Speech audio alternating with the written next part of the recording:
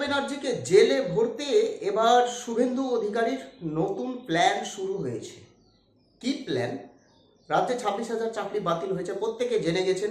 এবং এই চাকরি হারা শিক্ষক শিক্ষিকা তথা অশিক্ষক বা অশিক্ষিকা কর্মী রয়েছেন, অর্থাৎ গ্রুপ সি, গ্রুপ ডি, নবম, দশম এবং একাদশ দ্বাদশ শ্রেণীর যে সমস্ত চাকরি প্রার্থীরা রয়েছে, বর্তমানে চাকরি হারা প্রার্থী, এরা কিন্তু চরমপন্থী আন্দোলনে নেমে পড়বে 7 তারিখের পরে। অর্থাৎ 7 তারিখে সোমবারে নেতাজি ইন্ডোর স্টেডিয়ামে একটা বৈঠক রয়েছে রাজ্য সরকারের সঙ্গে, অর্থাৎ এসএসসির উচ্চপদস্থ অধিকর্তা থাকবে, আধিকারিক থাকবে, মুখ্যমন্ত্রী থাকবে, শিক্ষামন্ত্রী থাকবে নেতাজি ইন্ডোর স্টেডিয়ামে। আবার তাদেরকে ললিপপ চুষাবে, অর্থাৎ ললিপপ খাবেন আপনারা। এতদিন তো ললিপপ খেলেন আপনারা, তাদের কথা মেনে চললেন আপনারা, চাকরি তো ফিরে পেলেন না, চাকরি তো মায়ের ভোগে চলে গেল। তো যাই হোক, আবার ললিপপ বা কিছু মাথায় হাত ফাত বোলাবে যে হ্যাঁ আমরা রিভিউ পিটিশন করবো, রিভিউ পিটিশন এই বিচারকের বা এই বিচারপতির আন্ডারে করব না, এই বিচারপতি পরিবর্তন হলে অন্য বিচারপতি যখন আসবে আমরা আবার রিভিউ পিটিশন করব এবং সেখানে বলা হবে যে আমরা ডিওয়াই চন্দ্রচূড়ের সঙ্গে আমরা কথা বলে নিয়েছি, 100% চাকরি বেঁচে যাবে। এই ধরনের একটা বা মানু সিংভি, কপিল সিব্বল থাকবে, আরও প্রাক্তন বিচারপতি বা সিনিয়র আইনজীবীরা থাকবে, তাদের মুখটুক দেখিয়ে কথোপকথন শুনিয়ে একদম মন টন ভরিয়ে দেবে যে হ্যাঁ তারা চাকরি 100% ফিরে পাবে রিভিউ পিটিশন করলে। কিন্তু মোটেই কিছুই হবে না, কিচ্ছু হবে না, নিটফল জিরো হবে। আপনারা এতদিন দেখে এসছেন। আমি একটা ইউটিউব চ্যানেলে বলেছিলাম যে 100% চাকরি বাতিল হবেই হবে। অনেকে বিশ্বাস করেনি, আমাকে নানান অকথ্য ভাষায় গালাগালিজ করেছিল। আমি তাদেরকে বলছি, আমি এখনো বলছি, আপনাদের যদি চাকরি বাঁচাতে পারে একমাত্র অভিজিৎ গঙ্গোপাধ্যায় আপনাদের চাকরি বাঁচাতে পারবে এবং শুভেন্দু অধিকারী চাকরি বাঁচাতে পারবে।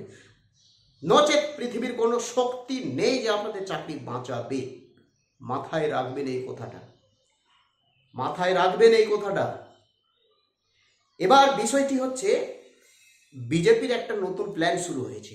আগামী 8 তারিখ এসএসসি 2016 থেকে এই যে সুপার নিউমারি পোস্ট ক্রিয়েট করা হয়েছিল, অতিরিক্ত শূন্যপদ যে ক্রিয়েট করা হয়েছিল, যারা অতিরিক্ত শূন্যপদ ক্রিয়েট করতে সহমত দিয়েছিলেন বা যারা সেক্রেটারি বা চেয়ারম্যান ছিলেন, যেই সমস্ত আইপিএস অফিসার ছিলেন তৎকালীন অতিরিক্ত শূন্যপদ সৃষ্টি করতে বা সাহায্য করতে, এবং যাদের হস্তাক্ষরে, যাদের সিগনেচারে, যাদের সহমতিতে এবং যাদের সাহায্যে বা যে দপ্তরের সাহায্যে বা যারা যারা জড়িত রয়েছে এই অতিরিক্ত শূন্যপদ সৃষ্টি করতে বা ক্রিয়েট করতে, তাদের বিরুদ্ধে একেবারে কড়া অ্যাকশন নেওয়া হয়।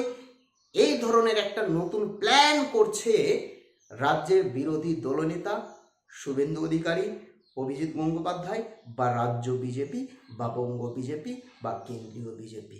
অর্থাৎ 2026 বিধানসভা নির্বাচনের আগে আগে যেমন তেমন হোক, যেন তেন হোক, শুভেন্দু অধিকারী বা অভিজিৎ গঙ্গোপাধ্যায়ের বুদ্ধিতেই হোক বা ফাঁসিয়ে হোক বা না ফাঁসিয়ে হোক বা ইনভেস্টিগেটর অফিসারকে পাঠিয়েই হোক বা এনআইএ দিয়েকে হোক বা সিবিআই দিয়েকেই হোক, কোনো মতে 2026 বিধানসভার আগে আগে যাতে মমতা ব্যানার্জিকে জেলে ভরা যায় এবং ভাইপো অভিষেক ব্যানার্জিকে যাতে জেলে ভরা যায়, সেই ফাঁকটা খুঁজছে রাজ্য বিজেপি বা বঙ্গ বিজেপি বা শুভেন্দু অধিকারী।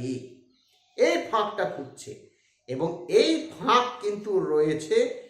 প্রথম ফাঁক হচ্ছে সুপার নিউমারি পোস্ট, অর্থাৎ অতিরিক্ত শূন্যপদ, এবং দ্বিতীয় ফাঁক রয়েছে কালীঘাটের কাকু সুজয় কৃষ্ণ ভদ্র প্রায় 73